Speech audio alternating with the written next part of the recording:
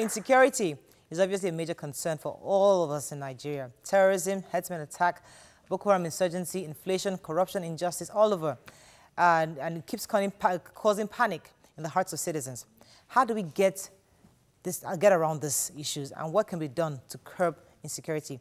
Joining us is a policy strategist, Mr. Matthias Sado. Welcome to the show, sir. Thank you very much. Finally, we're seeing that the presidency, especially the president himself, actually is coming out, speaking, and is engaging us. And that's really what Nigerians want, to see that our leaders are doing something. Yes, we understand they've somewhat penned down Boko Haram to an extent, but somehow we're still seeing all these attacks here and there. In your view, especially with policy, what policy is on ground that can help us to actually bring this issue of security to minimal level? What policy can we have? Yes. Thank you. I think one of the issues we have as a country is the fact that we do not have a coherent system in trying to solve problems. Okay. Now you have a country where events occur, and they occur not once, not twice, and then no lessons learned. So most times when we talk about policies in Nigeria, people just do a lot of documents, write a lot of things, and nothing is implemented. So would Nigeria have policy on security? No, we don't. Because the only thing that Boko Haram, the only thing that Nigerian government did to Boko Haram was to pay them. So is policy of paying them is going to solve a problem? You know, what's it called? Fair statement. We were in a quagmire with that, in the sense that parents wanted their children back. So the government felt like we have our backs to the wall. If you have a child abducted by a Boko Haram person, you want them back anyhow, that they have to come back. So what else could they have done? Okay, fine. In the first place, I agree that the first one, payment was meant to settle a couple of things. But should that become a policy? No. Should that become something that we'll consistently be doing? No. Now, you have paid these guys off, and then you've given them the opportunity, the leeway to do another one. Now they've done another. What do you do? What was the lessons that were learned during Chibok? How on earth did we sit down in this country and allow this to happen again to us? Did we learn lessons from Do we Chibok? learn lessons from anything in Nigeria? Okay, so I wanted to ask about solution. The National Assembly passed the Peace Corps bill. The president refused to assent to it. They're saying that they may override and veto that. Is that the solution to the insecurity in Nigeria? Not at all. Now, the first thing that I would ask is, you see, you have a country that does not have data. We don't have the information of people who live in Nigeria. This is where we start. This is where we should start from.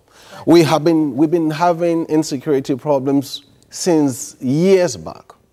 And President Olusegun Obasanjo, there was insecurity. President Yaradua, there was insecurity. President Jonathan, there was insecurity. And everybody keep coming with to promise people or promise the citizens that they will solve the insecurity problem. Now, the question is, we all know we have a problem with data in Nigeria, and if you don't have data, there's no way you can secure the environment. But I want to take on I'll come to you. I wanted to take you on the data issue, because even in Lagos State, Lagos State told everybody to go and get their last round numbers. How many people have their last round numbers? We don't. When is last round? The last round. The NIN? the NIN number. I have my own. So, but the point is that I don't. Because they need to know that you live in Lagos. Sometimes because there's a citizen responsibility of getting this card. We hear the issue of biometrics here, biometrics there. Mayo, whether you like it I'm or not, tired of you people asking for biometrics. The banks have it. Driver's license, international passport. I did ID card before. Can't they just combine everything together? You say the solution is this. Now, we have about 150 million Nigerians that have done biometrics at one point or the other. Synchronize this and have a data bank. A bank that you can say every single information about these 150 million people, at least we have it stored somewhere. Now, if anything happened, the first thing you do is check take the biometrics or take the fingerprints of whatever happens in the place, get the forensic lab and check this information. Does it match whatever data you have? If you don't, let me hang it away. She's waiting for a while. What is worrisome for me is the fact that we keep blaming, like, let's take, for instance, this Boko Haram and herdsmen, insurgents, and we keep blaming people outside the country that they're actually coming from. You know, security heads have come out to say they're coming from the outside because our borders are porous. Now, till now, we don't know, we have not heard what the government is planning to do concerning those borders. Are we 1,000 of them? Yeah. They should start something. Yeah. They should start something. Yeah, just yesterday here, these herdsmen or whoever they are came and killed. We lost 26 lives. Yeah. It's not funny anymore. It's That's because right. it's not close to us. So we're really not Very feeling true. the impact. Very What true. is being Fantastic done? question. So you identify the problem, but yet nothing is Nothing is Yeah, done. but What is being done? that's the issue. You see, because I'm not in government, and what should be done is where we should focus on. Yes, sir. In the first place, how many entry do we have into Nigeria in terms of border? Do you know that there are counts 176, there are counts 400 and something? There are different kinds, there are different counts of how many people, how many borders, how many entry points we have in the country. Now, we have our security agent roaming around the streets of the country, and again, this is another thing.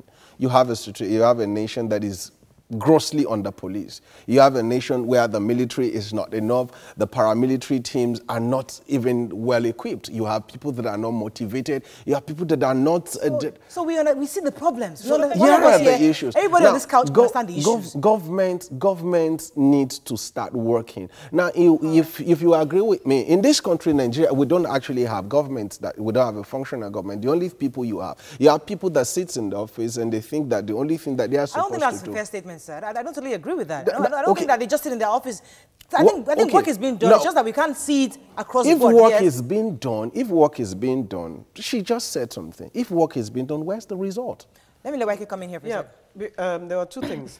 First, I was going to ask, don't you think that if the police were more equipped, when I say like a computerized police force, I mean, if you go into a police station, it's just... See people sitting down doing nothing. You know, there are no computers. You know, when you watch film, you just see them do fian, fian, fian. FBI will do fian, fian. Yeah. They have just secured about 10 areas. We need to stop watching the Hollywood movies. We need to watch so that we can grow. Stop watching Hollywood. I think they should be asked to watch more.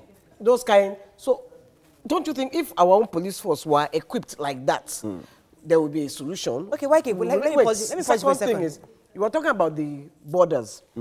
Nigeria is like this. Let's say this is Nigeria like this. This is a border here. Beside the border is the bush. I can enter through the bush. I don't have to go to the border to enter. Yes. So how do you secure all those bushes beside over 1,000 kilometers? When borders? One of the cardinal campaign promises of President Trump when he was coming into America. I want to build the wall in Nigeria. He said, let's build a wall. See, sincerely speaking, if that, what other options do you have? All right, let's take it this way. I don't want us to go that far. Let's just come home to Lagos. Security. All right. Basic piece, our own responsibilities. In Ikorodu the other time, we're having issues with the Bados. We're having issues with kidnapping here and there. There are areas we also must take responsibility of our safety and our security. Right, yeah. I know that there was an event yesterday where the Lagos State was actually thanking business partners who actually helped to fund the security in Lagos State, where they provide cars, provide equipment for. So corporate bodies too can do something to help security. So the issue of Boko Haram is there. We can all lament here till tomorrow. But what can we, especially companies, individuals, what can we do to support the local government, even the ballers, in security? What can you do as a citizen to support the ballers in your regions to help us to secure lives and property? Let us bring it home to us first. What can we do? What do you think your own view? The first thing that I say is that citizens would have to give out information, be sensitive when you see something happening. Right. But then the question is, when you give out information, what happens to the information you give out? They come to hold you. Now, because in this nation, you're privately secured. Now, in my house, I have a security man. Now, my neighbor has a security man, but you know, my neighbor and my security, they don't share information. Now, so there's no way intelligence is being, the value of intelligence in Nigeria. What is the value of intelligence in Nigeria? Now, you have majority of the citizens of this country that are scared when you see a policeman. The first thing is, what is he doing? What is he doing here? You are not seeing someone who has come to your aid or who is a friend. Well, let me just disagree a bit. Okay. Because one day my tire punctured and I saw a police car and I didn't want to stop on the express. And I stopped beside the police and they changed my tires for me. They changed, you know, I was so happy. I was in a car with a police officer 2 days ago, I think Monday. And, you know, he was one of those police officers that, you know. And I said, when you are driving, you're always driving rough. I mean, you guys are just so unruly. He's like, Mariah, if you go through the training that we went through, trust me, you will be unruly. So that we don't see things the way you see things. Mariah, I want to ask one very pertinent question, which is that as I sit right now, I can tell you all the problems of that. Our policemen are guarding VIPs instead of guarding our roads. Our military men, they're not well paid. Our borders are porous. We have too many of them. We can't do this. We know all the problems. If you were the president, solution. The first one, what would you do? What will you start with? The first thing that I would start with, the president of Nigeria today, is that data synchronization. After that, once I have once I have that data in place, then we can have a forensic lab, a functional, sophisticated forensic lab. Then the second thing is we need to empower our people. Now, what's the causatic factor that is responsible for all the security hula balloon that you have? Poverty. So how do we deal with the issue of poverty? Nigeria is a green field. Nigeria is a solid environment where businesses can thrive. So why I say that there are no businesses here in Nigeria to recruit millions of young people that would, at the end of the day, be working and be contributing to the development of the country. Kellogg's now. So now, beautiful idea. Beautiful idea. Now, see, I'm a presidential aspirant. Oh, you are? Yes, I am. Oh, really? Now, we have an economic Do you have money to run? I have enough people to run with me. Oh, really? I have enough people that are putting resources you know to that it puts a different coloration on all your answers. Just because you mentioned that you're a presidential aspirant. Let me now get to the issue of economic empowerment. See. Now you're campaigning. No, I'm not. Now this is no. I'm not saying I don't want to give. It's not that. It's not like giving out this Action Democratic Party. Now, you have a situation where people come to dump everything on us in Nigeria. At what point are we going to have an economy policy that invites people to come here? I was waiting for the solutions. You are going back to the Let's go on a break. Now that you see, you open a new kind of world. I'm telling you, these are not changed. You see, your color, you were wearing white and red before. You are wearing black. You have just said, in fact, let's go on a break. When we come back, let's see how we're going to put this one on the spot. Yes. He's suddenly wearing black.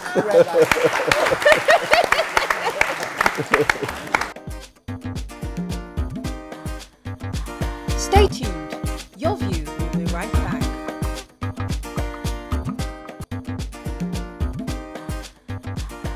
Welcome back to Your View.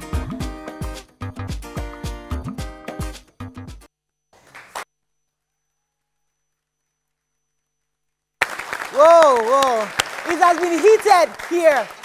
While we're on the break, Kellogg's, because we're having a conversation with Kellogg's, they gave our audience free Black Panther tickets. Free. He says, ask and you shall receive. Why can't say it casually? And see how God just brought it to you. So, definitely, so you're going to go see Black Panther. All right, welcome to the show. Thank you, have you had a breakfast today? Breakfast, as you know, is the most important meal of the day. And it's important that you have a nutritious breakfast. So today we have Kellogg's with us. Tell us why it is important. And we have the marketing manager, Mr. Tolaram, Mr. Darlington. Welcome to the show, Mr. Darlington. How are you? Good to have you on the show. Nice to be here. So you're going to talk to us about Kellogg's. Why is it good to have breakfast, first of all, with Kellogg's? Kellogg's, we all know, is a household name. It's a new brand. It's a premium brand. We are here in the country. We have a factory here, and it's an ideal brand it's an ideal meal for breakfast, because breakfast is the most important meal of the day, because it keeps you going, it gives you enough energy, it gives you the strength to carry out your daily activities, and it makes you active on your daily activities. You know, we Nigerians, we're used to having yam and egg for breakfast, No. We're used to having all these big breakfast. So we're trying to let Nigerians know that breakfast can be a bowl of cereal. Sure. A lot of people are not used to, because they feel that cereal is for children. So how can we start believing that breakfast, that you can actually have a bowl of cereal and you'll be full for breakfast? Excuse me, sir. You have to convince us. Yeah. Because you see, like me, I can eat amala for breakfast. So you have to convince me that. Why are you looking at me like that? Why are you looking at me? So go ahead. It's like Kellogg's cereals have the right nutritional content. It contains 11 vitamins, which helps you, which increase your immune system. Right. It gives you the right energy. And you know, breakfast, like you said, amala is not easy to prepare. It takes a whole lot of process. Right. But with Kellogg's, it's just easy in the morning. In one go, it's something that you can prepare. Your kids can even prepare it because it's easy. You put it on a bowl, put the milk, and easy to go. And you can even pack it for your kids to take away as a takeaway pack. It's been very easy, you know, as a working mother, having to think of what are we having for breakfast. My kids love the Rice Krispies, and I do the fruit and fiber. That actually helps you if you don't want to add weight. It has a lot of fiber, fruits, very amazing. So what I do in the mornings is I get they know where the cereals are. Right. They know where the milk is. So while I'm busy doing other things, they fix their breakfast in the morning. Interesting. That is So your idea. yeah, so it makes a lot of sense. And I want to know, do you have more products in the burner? Like, are we expecting more? Aside from the cornflakes, the fruits and fiber, and Rice Krispies. We have Frosties too, and we have Cocoa Pops. Okay, right now. Right now, that is 5. We heard So that. how many? You have 5. Yeah, 5. We're focusing on We heard that you actually have a manufacturing company in Nigeria. Wow. Tell us about that. Sure, we've installed the most sophisticated cereal factory in Africa presently. Wow. You have the best machine on ground, and the CEO of Kellogg's Worldwide was even present to commission it. And it's been running out, and you're sure you're getting the best product out of that factory. It's the best in Africa, it's the most sophisticated with new technology. Can I come and work there? So the issue is, because we're used to buying the imported one, lots of us did not know that you have a factory here now. So some people are saying that, this one is fake, that one is original. Can you clarify, how do we know that the local one that is made in Nigeria is also from you? Right. Definitely, it's from us because we have our logo on it. It's coming out from the factory. It's coming out from the best factory in Africa, the best cereal factory in Africa. And the idea of fake or no fake or imported or no imported, the government is promoting local content. We've spent a lot of money installing this factory. We're creating employment. You're getting the goods from here. And it's and basically, you're getting it at a very good rate, unlike the imported ones. So this and is the Nigerian one? So yeah, this is the Nigerian one. Nigerian. This is one of the SKUs, the 325 gram, which goes for 500 naira. 500 naira. And it also comes in smaller SKUs, like the 400 gram SKU, which goes for 50 naira, which is already fairly Seeing that, I didn't know it was made in Nigeria. Yeah, it's made in Nigeria actually.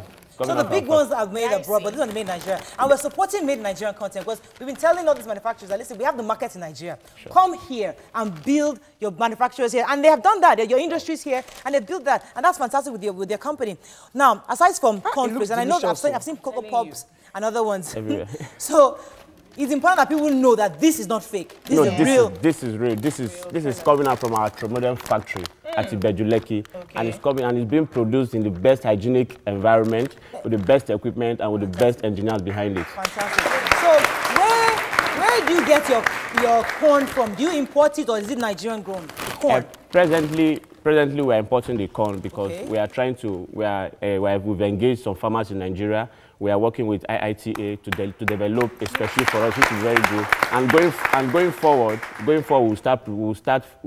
give farmers the seedlings, which they will produce locally or grow locally and supply out. But for now, we are importing. Okay. But in the next few years, we'll get to. I want you to encourage somebody who is thinking of coming to do business in Nigeria like you're doing. A lot of people say the reason we import is cheaper sometimes to import some things because there's no infrastructure, no power, no transportation. You have to import your raw materials anyway. Now you're doing business in Nigeria, and so you're been through the terrain. Encourage us. What do we need to do to succeed in business like Kellogg's is doing in Nigeria?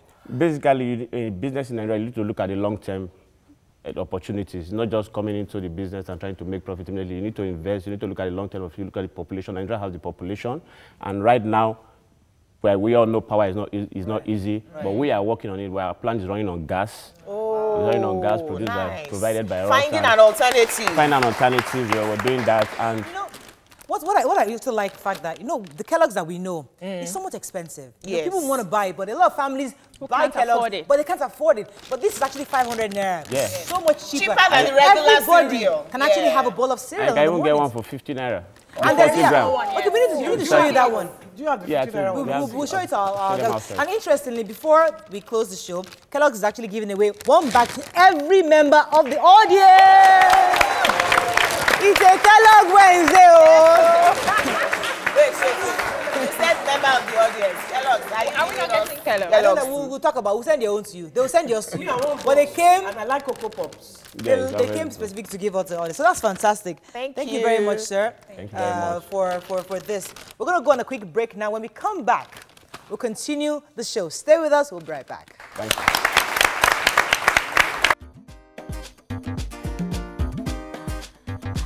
Stay tuned.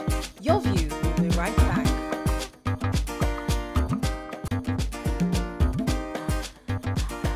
Welcome back to Your View.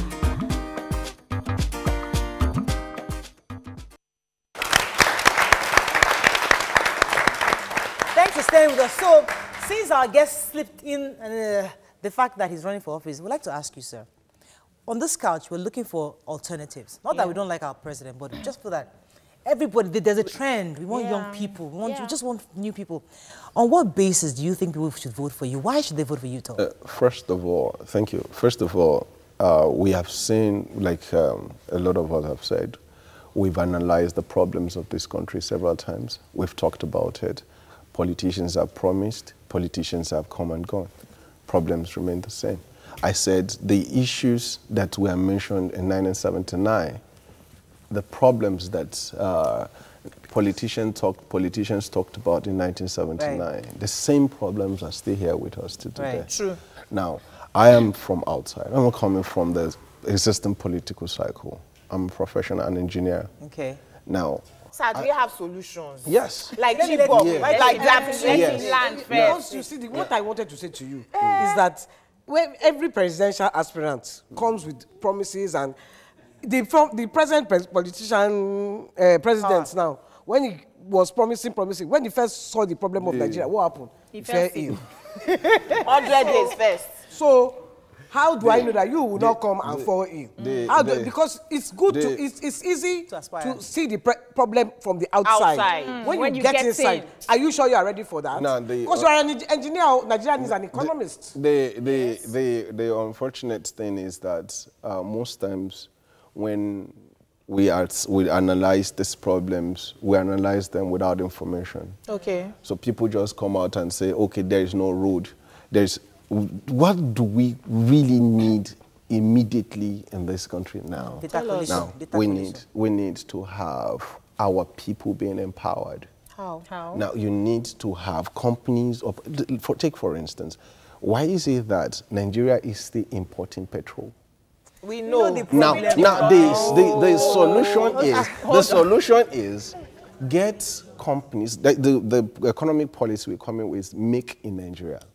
We're asking businesses that we're currently relating with that come to Nigeria and set up your industry here and come on work from here. Now, people will always tell you that, oh, but how do you deal with the issue of infrastructure? There is no power and all of that. Okay. Now, can I just finish this? Now, you have power. It's not free anywhere, except in Germany, where maybe they have excess of it. Sometimes they have to pay negative. Why is it that we cannot have power-generating companies to come into Nigeria, to come and set up power-generating plants to power industries, just for industry's sake? Now, what's the cost that the refineries in India are paying for? What are they paying for power? Okay. All right, we don't have a lot of time. Unfortunately, we have just a few minutes left. I want to start with, how old are you, sir? I'm 41. You're 41. So you're young. Now, the people coming, supporting you, how young and how old are they? Majority of them are people of my One of the problems we have in this country is because the political system is too expensive, it operates on politics of godfatherism. Yes. Now, do you think you can get there? Even if you finally get there without that godfatherism, you can be allowed to operate and bring out all these ideas you are laying down with people in office, because you're not just going to be doing everything yourself. I think the Minister of Agriculture was minister when Kemi Olunloyo was 19. Yes.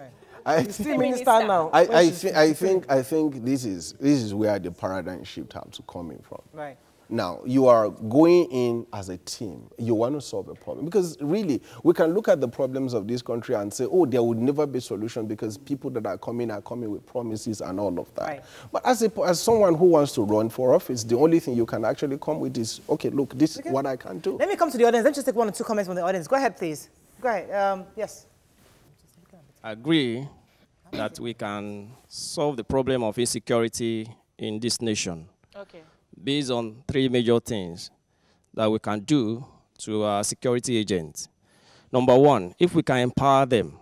You can imagine, if our security agents could be paid as much as the senators are being paid, I bet you the policeman will do the work more than you can send them. Even me, I will become a policeman. And then you see that they will do the work more effectively and efficiently. Right. Secondly, if they are equipped, they lack equipment. How can you expect somebody with a double barrel to go and face somebody that has sophisticated AK-47?